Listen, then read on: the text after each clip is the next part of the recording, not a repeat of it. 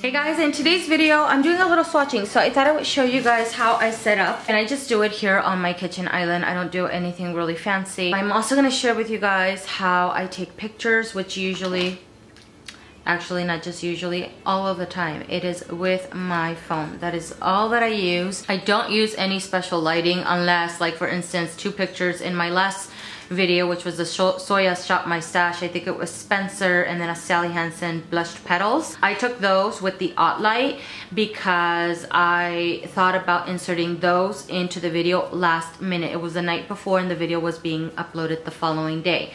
But I try to make time when I can take advantage of natural daylight because I have found that it is the best lighting that I can use. So I do take pictures on a corner over there in my house and then outside on my balcony, and I'll share that with you guys in a little bit. But I thought I would show you guys my little setup here. I set up here on my island because it's very convenient. I can spread out if I want to. I have my little mani caddy that I mentioned in the previous video. I'll have it linked up in the cards, and I keep everything available to me that so I don't have to reach in for things. Basically, I have a little paper towel so that I can wipe off any cleanup. Basically, I have a few brushes here, two that are from e.l.f. and then this guy's from Real Techniques. So these are for the acetone, and this one is for moisturizer, so I can add a little bit of moisturizer onto my cuticle area. If I use my oil, I'll just use a little brush that's on my little, because I have it in my nail polish bottle basically. But I do like using the Curel. This is the moisturizer because it doesn't leave my cuticles or the skin around the nails really greasy.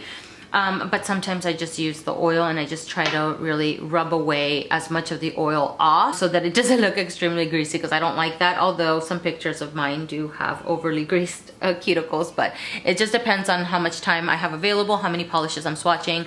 You know, if I have a lot of polishes that I'm swatching, I don't bother so much with little details and stuff like that because I'm trying to get them swatched and just to have them available for a video. I do have some cotton balls available here, which I do keep in my little container, but I do take some out on the counter and keep them here so that I can use them. I have a top coat available. The top coat that I used for swatching is the Simple Shine top coat, and I have it in my OPI Infinite Shine bottle because the brush is wider of this guy. I also use this guy because it is inexpensive and I'm not trying to use any of my more expensive top coats for pictures. I also keep little cuticle nippers just in case I have a little hangnail, something like that. Maybe I need to cut something off, and I do keep my nail file. This is the OPI glass nail file and I keep it here on my napkin. This is a nail polish remover that I've been using as of right now, but any non-acetone remover or nail polish remover basically to where it's not as strong or as drying, I try to use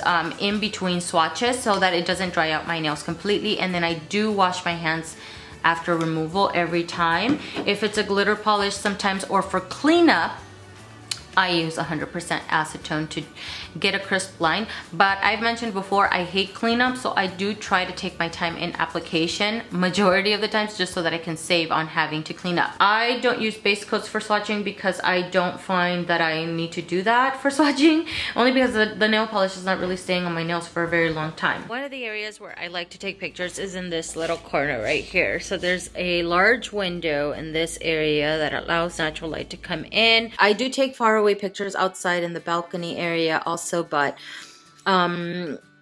because that area is not the prettiest, or the background is not the prettiest, the area that I tend to use, and I use the video recording camera on my phone as well, and I'll use the one that's further away. This is the close-up, and this is the further away one. Let's see, like that. And again, you know, I position my hand. The window is right there. I do have some lighting up here, but I don't use it unless I feel like it's going to change up the color a little bit. Let's try it. It doesn't really affect it all that much. If I find that it is helping me out, great, then I will use it. If I don't, then I turn it off really, and I'll just take a picture from afar, see where it's angled. Excuse my little branches on my plant. It's on the struggle bus at the moment. And just take a picture from there. Now let's see if we could do a little closer one right here. So this angle washes out my hands quite a bit. You see that? My hand lightened up a little bit, and I don't like that because it's not as accurate as I would like it to be. So that's where I would go in here and then go to my little pencil, my little lighting, and then deepen it up a little bit just so it's a little bit more accurate. And then we'll save it right there.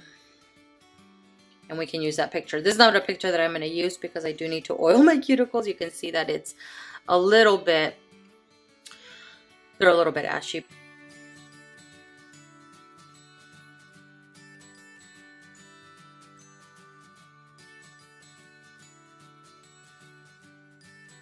Another area that I love to take pictures, this is probably my favorite space, is my balcony area. So it is covered, as you can see, and there's daylight coming in, and I take pictures on this area. You guys don't get to see the broom on a regular basis. So this little wall right over here is a really good space for me. Okay, I'm gonna take pictures on my phone here, flip the camera over, and I keep my phone head front here, or camera face, not face forward, it's the other way, and then click on the zoom in button and just find my angle wherever I feel like it'll capture it and take the picture.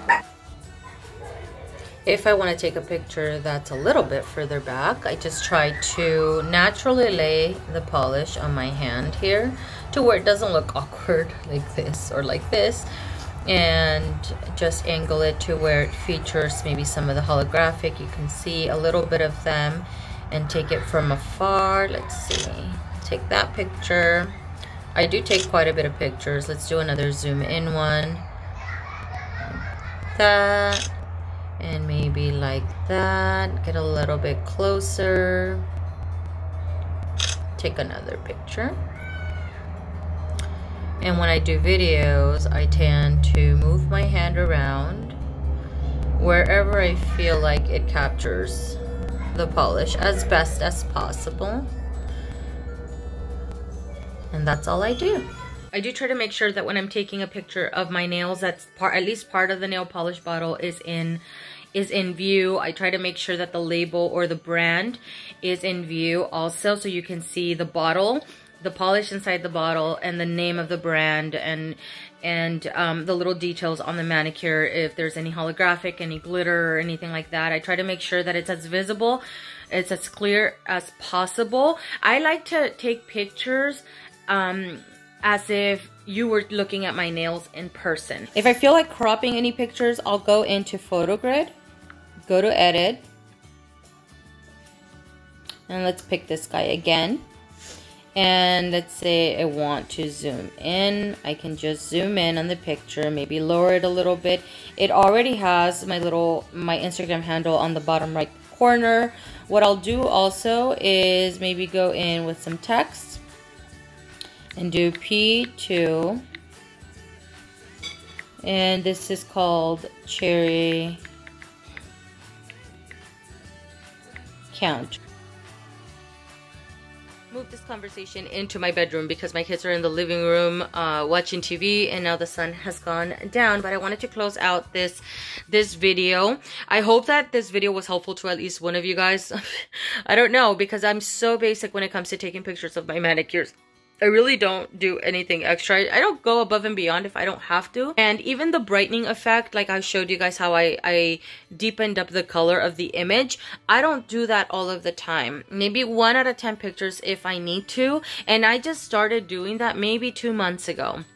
Because honestly, the lighting on my balcony area is it's like perfect. It's so good. So majority of the times my skin tone is just right, or the color of the polish is just right. I love indirect lighting. I feel like that's what's worked best for me. Direct lighting I tend to use mainly on only if I want to capture holographic pictures. But I still, whenever I post pictures, whether here on YouTube or Instagram, I try to include pictures with indirect lighting also. And then I'll include a picture of direct lighting just to show the holographic. I don't use direct lighting on a lot of pictures or manicures and stuff like that because I feel like it's a little bit too harsh.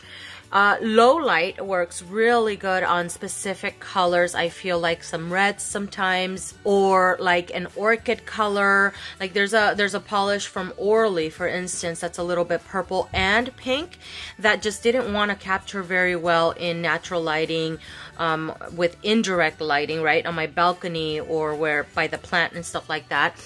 And where I was able to capture the color a little bit better was in my hallway, funny enough, with the lighting that's above. I don't like I mean, for that particular situation it worked out really well, but I don't like using lighting, the overhead lighting that's in my home, because it's a little bit too warm and it completely changes the polish. I don't like it when, let's say I see a polish on a picture, right, of a manicure, and it's not a brand that's near me. I have to order it online, right? I order the polish, I get it home, and it looks nothing like what the picture looked like, you know. So it's not that those pictures are not very helpful to me, especially because I'm having to order them online and it's not something that I can see in person. I don't do any blurring on my pictures. I don't do any kind of a filter, you know, like a beauty filter, or I have Facetune. I just don't use it. I used it once for a really gnarly cut that I had on my finger. I think I posted a picture on Instagram.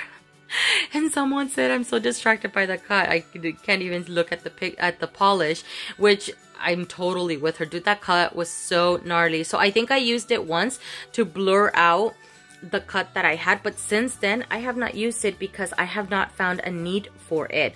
The camera that I have right now is from the Samsung Galaxy S10, and it works great. It has multiple cameras, but previous to maybe 6 months ago, I was using the Samsung Galaxy S8, and that one took amazing pictures as well. The only reason why I switched my phone is because the screen was cracked, but this one is way better than that one. That one just still takes really good pictures. I'm just saying, this one is really good because it has multiple cameras going on for it. I do want to mention a little macro lens, because I had mentioned it maybe a couple of years ago. I think I've mentioned it in a couple of videos or something like that. I was on the hunt for a macro lens, but I did not want to invest $800 on a macro lens for my camera because that is way too expensive, out of my budget, and quite frankly I make no money off of YouTube, so there's no point for me to invest into something like that. So someone recommended the ones that you can clip onto your phone, so I went into Best Buy and found one from the brand Insignia, and it comes in a little box and then it comes in little pouches, and it's a little clip, this little clip here. And let me show you guys. You see that little lens? So this clips onto your phone, and that little lens goes over top of your camera, and it can take a macro shot. It comes with a macro, it comes with a fisheye, it comes with a wide lens. I've only ever used the macro, but quite frankly, my little bag, you see how it's dusty? It's been sitting on my bookshelf for about a year without use because I think macro pictures look so beautiful, and I have used this mainly to dissect a polish, if just to grab the little details so I can have more information to share with you guys, either on a post on Instagram or on YouTube. But other than that, nobody's walking around with a macro lens looking at the nails, not even myself, you know. So, you know, just like the polish looks here, you know, you see the little holographic and stuff, this is what it looks like in person. So these are the kind of pictures that I like to take, so I don't even bother with the macro shots anymore. But I thought I would still mention it if in case you guys are interested in taking macro shots. This is a very inexpensive way to go about it. They have this one and they have one, I think, by Apple, and they were both $30, which is very inexpensive, definitely within my budget and for what I needed it for. So I think that is everything that I wanted to mention. I hope I'm not forgetting anything. If I do think of anything else, I will make sure to leave the information in the description box below. By the way, Always read the description box if you guys have any questions. I do try to put, as I can remember, as best as I can. I'm gonna jinx myself now. I always try to fill in the description box with everything. So check there if you guys are curious, or if you guys have any other questions, let me know and I will try my best to answer them. Thank you so much for watching. I really appreciate it, and I will see you guys in the next one. Bye.